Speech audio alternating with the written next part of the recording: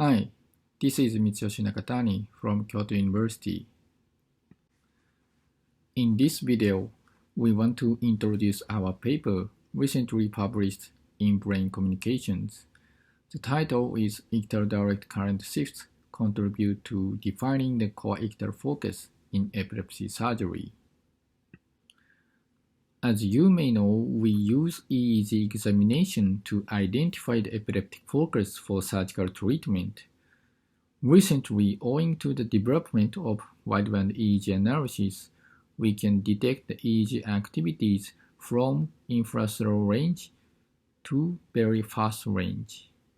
Based on this, our group previously reported that these kind of slow shift activities, named Ictal DC shifts, can occur more frequently in a more localized area and earlier than Ictal HFOs.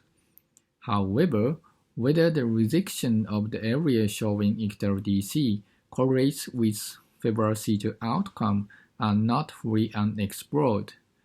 Therefore, in this study, we aim to clarify their relationships using multi-institute data in Japan. Among 5 epilepsy centers in Japan, we retrospectively enrolled 61 patients, including 15 medial temporal lobe epilepsy and 46 neocortical epilepsy patients.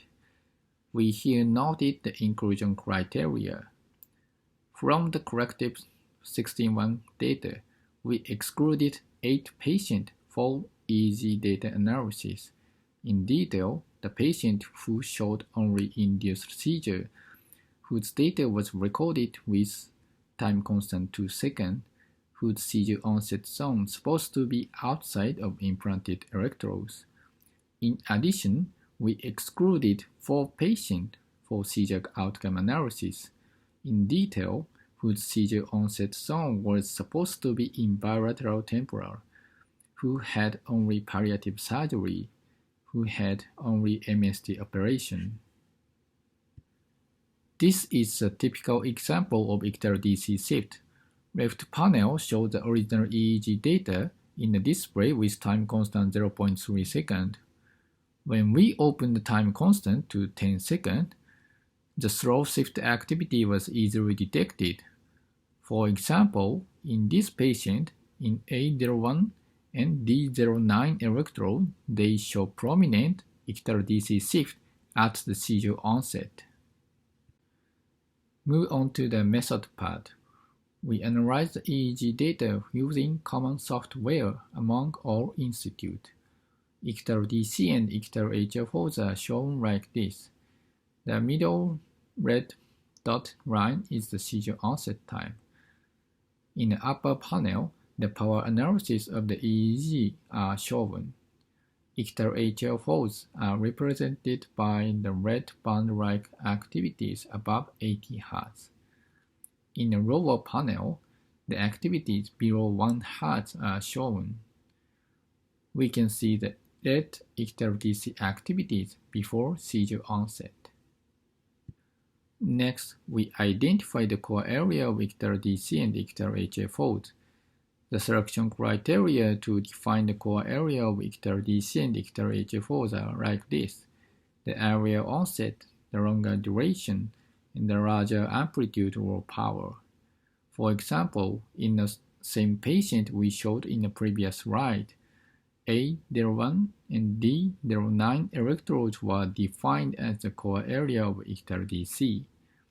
On the other hand, regarding the Ictal HFO, D09 and E01 electrodes were defined as the core area of Ictal HFOs.